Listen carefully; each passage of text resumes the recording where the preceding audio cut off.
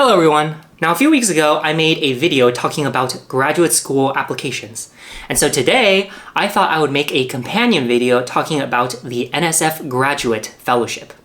Because if you're going to choose to go to graduate school, especially a PhD program, you want to be able to pay for it. And a fellowship is a great way to pay for your graduate school. Now, I will specifically be talking about the NSF Graduate Fellowship because it is one of the most prestigious fellowships in the United States of America. And it is also one that I applied for when I was a senior in college and got. It paid for 3 years of Stanford. And hopefully that makes me somewhat qualified to talk about it and maybe give some advice about. And to be honest, I found out about the NSF Fellowship completely by accident. So I decided to make this video so that, unlike me, who learned it accidentally, you can learn about the fellowship in a more intentional manner. So here's the deal with this video. I'm going to start off by reminding you what a fellowship is, and then we're going to go into the specifics about the NSF Graduate Fellowship. We can go on the website, I can go through the requirements and parts of the application requirements, as well as along the way give you some general tips on how to write the essays. And keep in mind, this video is supposed to be very quick and general and focused for beginners who know nothing about fellowships or the NSF Fellowship. So what is a fellowship? A fellowship is basically a scholarship given to graduate students, more often PhD students, and it'll pay for years of your school with pretty much little to no other obligation. Now, there are PhD students who pay for graduate school either through a TA-ship, being a TA, teaching assistant, or an RA-ship, research assistant. And being a TA requires an obligation where you have to teach students, while an RA-ship is an obligation to a particular lab. You have to do research for a professor, and they will pay for your tuition in return. Now with a fellowship, either you have to apply for it. Sometimes if you go to a PhD program, that department might just award all of their incoming students with a 1 or 2, 3-year fellowship. And so fellowship is basically quote unquote free money. Once you're awarded the fellowship, there's usually very little obligation. Sometimes you might have to have a check-in, maybe write down what you've been up to in the year.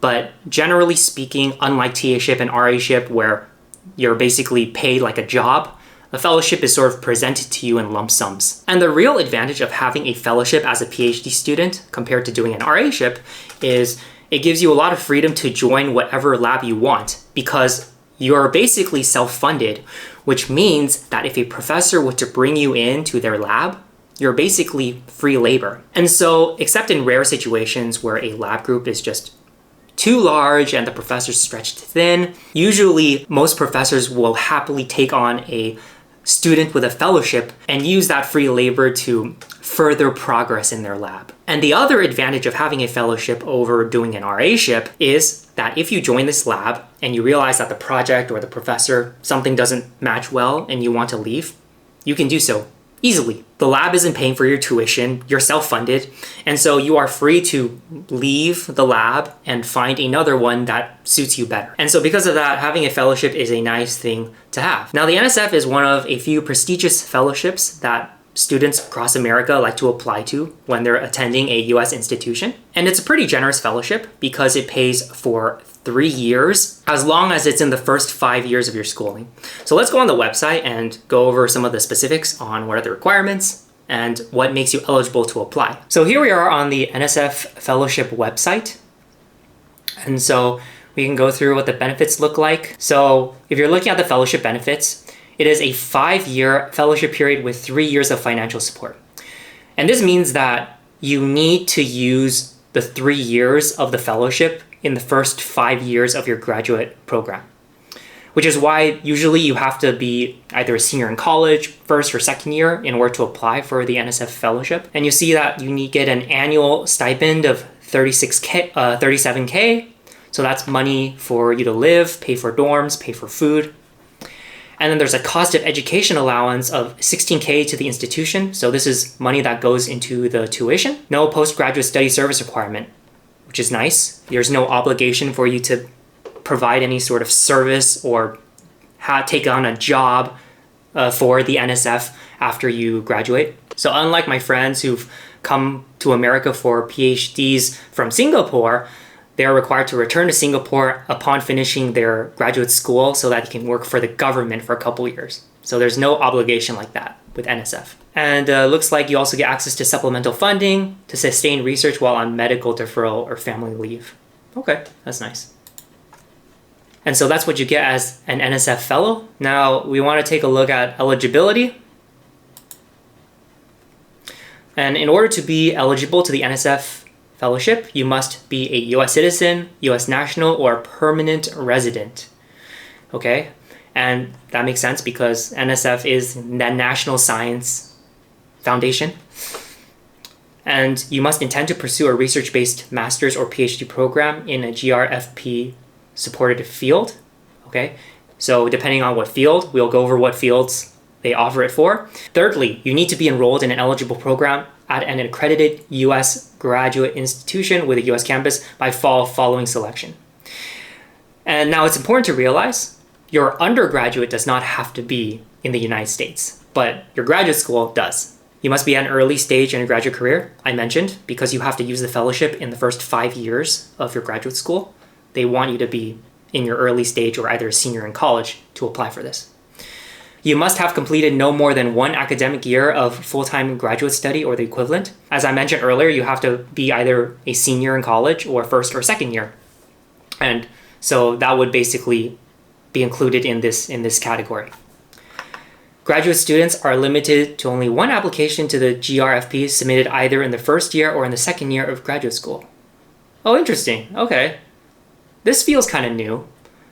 Or maybe it's always been that way. It seems like you can either only apply your first year or only apply your second year.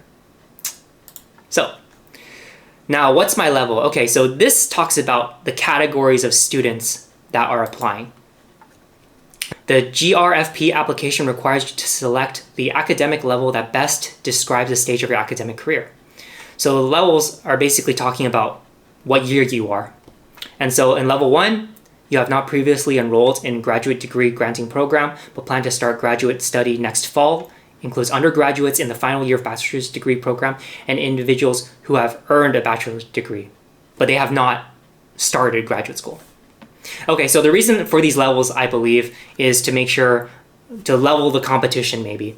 So if they're trying to compare students, it probably wouldn't be fair to compare a senior in college and a second year graduate student. So this is fair. And then you got level 2, level 3, level 4. You can read these in more detail later on, but yeah, level 2 is a first year graduate student currently enrolled in your graduate school, has never applied before. Yeah, you can look at these in a little more detail. I won't go over it. All right, now we can talk about how do I apply. Actually, I'm going to show you another important page real quick. So the GRFP's application is already open. So looking here, you can see the application deadlines. And so the deadline is actually coming up pretty soon for, depending on what topic that you're planning to study in your PhD. You have different categories where October 16th, you got life sciences. I was engineering, so if I were applying for engineering, I'd be on October 19th. Chemistry, you got mathematical sciences, physics, and astronomy. Make sure that you check this page here to see what the deadline is for your particular topic. And it also looks like you have the ability to withdraw your application. And I guess the reason you want to withdraw is you only get a limited number of times to apply for the NSF Fellowship, and they have a submission deadline for your reference letters. So I guess that's your letter of recommendation. Friday, Eastern time, all right? Every time you see a time, always make sure to check what time zone they're talking about. So 5 p.m. local time for your application. All right, so now take a look at how do I apply? And let's look at the different components of the GRFP application. And so looking through this list, you'll find that the NSF application is actually very similar to the structure of graduate school application, a PhD. Personal information and application level, education, work, and other experiences, that's like your resume. Proposed fields of study, what you're interested in studying. Reference letters, letters of recommendation. And then personal, relevant background and future goals and graduate research plan statements. Now, even though the structure of the NSF application is very similar to a graduate school or PhD application, I would argue that the ranking in the importance of these sections can be a little different. Now, in your PhD application, I would argue that your research and your letters of recommendation are probably the most important parts of your application. However, for applying to NSF fellowships, the most important part of the application are your essays. You got a personal, relevant background, and future goals, graduate research plan statements. So you have to write a set of different statements, and that is probably the most important part of your application. And they're also saying that having good recommendations can sway things, and I believe that as well. But everyone who talks to me about NSF and the way I applied is all of the energy is focused on these statements. So let's go over each one. Personal information, pretty standard. Okay, name, address, blah, blah, blah. All right, let's not waste too much time here. Application level. Okay, this is what we talked about earlier. We have levels 1 through 4. Figure out which level you are and then check that one, because that will likely send your application to the correct person. You don't want to be compared with people that are at a different year than you. It might go against your favor. Education, work, and other experience. Okay, they are asked to provide education, work experience, institutions, enrollment dates, degrees. This is where your grades are put in. This is where your honors, fellowships, scholarships, publications. So this is basically a resume. And then your proposed field of study. Select the field of study that most closely reflects the field of your proposed graduate program. Your selection determines your application deadline. We already saw that page where, depending on your field of study, it could be due at a different time. Reference letter information. You allow applicants. The GRFP module allows applicants to request up to 5 reference letters and rank those reference letters in order of preference for review. The top 3 will be considered for application. So you're going to be asking for 5 people for recommendations, but only the top 3 will be read. So I guess this is to give you a buffer in case a couple of them have forgotten to send in the application. And it does happen. Sometimes professors might be busy and they might forget to send in your letter of recommendation. So it sounds like they're very strict about getting the letters on time, and that's why you're told to write 5, and then in case 2 professors forget to submit it, you get it in on time. And then you have to provide their information. All right, great. Now, the last part of this application, we're going to talk about personal, relevant background and future goals, and graduate research plan statements. Okay, so pay attention. As I mentioned earlier, the statements for the NSF Graduate Fellowship are the most important part of the application and where you're going to spend most of your effort and time. So the NSF Fellowship application requires 2 statements.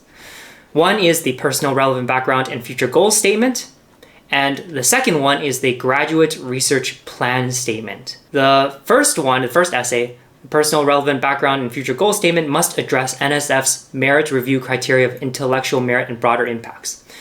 Applicants must include headings for intellectual merit and broader impacts in their statement. And then there's a page requirement for this particular statement. This might be confusing, but I'll explain things a little more in a bit. The second statement is the graduate research plan statement. So the graduate research plan statement must also address NSF's merit review criteria of intellectual merit and broader impacts. Applicants must include headings for intellectual merit and broader impacts in their statement. Okay, so first of all, what is this intellectual merit and broader impacts? Why did they keep repeating this? Why does the NSF keep talking about merit review criteria of intellectual merit and broader impacts? They set it up here too, okay? Well, we gotta look at merit review. Merit review criteria. Now, so here is actually very important. This is what they use to judge their applicants and figure out who they're gonna offer this award to. All GRFP applicants are evaluated using NSF's 2 merit review criteria, intellectual merit and broader impacts. So you need to address both merit review criteria thoroughly. Now you can read through all this, but let's go down here. The 2 merit review criteria are listed below. Both are given full consideration during review and decision-making process. Each criterion is necessary, but neither by itself is sufficient. So down here, intellectual merit is the intellectual merit criterion encompasses the potential to advance knowledge, and broader impacts. Broader impacts criterion encompasses the potential to benefit society and contribute to the achievement of specific and desired societal outcomes. Intellectual merit has to do with, again, your competence, your intellectual competence, and your ability to study this particular topic. And so they want to make sure that the people coming into the program are strong technically. Now, broader impact is talking about the potential that this student, as well as their research, has in benefiting our society, in advancing society. And so you need to demonstrate both in order to convince the reviewers that you are fit for this program. And when you're writing your essay, you need to constantly remind yourself, this paragraph, how is this paragraph demonstrating either intellectual merit or broader impact? Now, here is my opinion. I think that what sets applicants apart is not necessarily intellectual merit, but I think broader impacts is much more important in setting applicants apart. Because I feel like if a student is applying for an NSF Graduate Fellowship, they probably are planning to do a PhD or have gotten into a PhD program. And so all of the students applying for this, or most of them, should be technically quite competent. But it's very difficult to find students who are also very articulate in how their research will benefit the world and benefit society. And so this was something that I did kind of hear during sitting through this 1.5 hour talk when I was a Berkeley student of these successful NSF applicants who are giving their wisdom on how to apply for this fellowship. And so now let's look at the rest of the page. The following elements should be considered in the review for both criteria: the potential for the proposed activity for advancing knowledge and understanding within its own field or across different fields, intellectual merit, and benefiting society and advance desired societal outcomes, broader impacts. And the next point they mention is, to what extent do the proposed activities suggest and explore creative, original, or potentially transformative concepts? Is the plan for carrying out the proposed activities well-reasoned, well-organized, and based on sound rationale? How qualified is the individual, team, or organization to conduct the activities? And are there adequate resources available to the PI to carry out the proposed activities? I believe some of these questions are more targeted towards students that have spent 1 or 2 years already in graduate school, because it's likely that if you're a senior in college, you might not have had as much research experience, or you're at a different institution, so you don't know your PI. But this gives you a broad idea of what you need to remember to cover. And constantly, whenever you're writing your essay, throughout the entire process, again, you need to remember intellectual merit, broader impact, intellectual merit, broader impact. And that's exactly what I did when I was writing my essay. So let's go back. And so now you have more logistical requirements. So understand, okay, unlike PhD statement of purpose, the NSF application will also be a bit more technical compared to your graduate school application. I think with the NSF Graduate Fellowship, every reviewer is probably going to be technically very, very strong. And so this statement in your NSF application is an opportunity for you to be much more technical compared to in your other statement of purpose for grad school. And the reason we know this is if you scroll down, you will see that you have to use appropriate scientific form, hypothesis, figures, references, and graduate research statement. Don't get bogged down in specifics or be overly technical. So they're also saying there's a balance. Don't be too technical. If you're trying to confuse the reader, that's a problem. You want to be technical to show your competence, but if you're too technical to the point where you have to already be studying this field to really understand what you're talking about, then it's too far. And you want to develop a consistent theme in both statements, weave together a personal story with your academic career plans and past experiences to make a compelling case why NSF shall offer you the fellowship. So looking through, that is the statement. So what kind of quick tips can I offer you when you're writing this application? Let's go through it really quick. I mentioned this earlier, but again, when you're writing your essay, always remind yourself, am I conveying to the reader, demonstrating either intellectual merit or broader impact? The second piece of advice that I want to give to you is make sure to keep your essays readable. If you're trying to sound too smart and you add way too much technical ability and you lose your reader, you've already lost. They're not even going to read the rest. They're going to just zone out and you're not going to get it, because that tends to happen where people, they try to sound too fancy, the sentences get kind of long, and it becomes hard for people to follow. Keep your sentences simple. My third piece of advice is this. If you're writing this statement, and this is a piece of advice that successful applicants gave me and then I decided to use. Don't be afraid to rewrite your statements. And I mean, if you're writing a statement for the NSF application, don't be afraid to write it, read it, edit it a couple times, and then realize, you know what, this isn't working. Let me just throw it away and start from a blank white page. Now, I know people who have done that actually 4 or 5 times. Personally, I've only done that probably once or twice, not that many times, but I have done it. And unlike my PhD application, with this NSF fellowship, because it requires a different style of writing, I felt the need that after writing it the first time, I had to sort of toss it out and try again. So don't be afraid to do that. And fourth tip, this kind of ties to earlier when I'm talking about writing language, having your language be simple. I highly recommend that you give your essay to a friend. For instance, someone else who's studying grad school who wants to pursue a PhD, someone who's technical, to read your essay. And it might be even better if they're not quite in your field yet, because that would be a very good mimic or emulation of the reviewers that are looking at your application. All right, great. So we've talked a bit about some of the details regarding the NSF application, talking about some of the basics, went over the application, talked a little bit about the tips on writing good statements.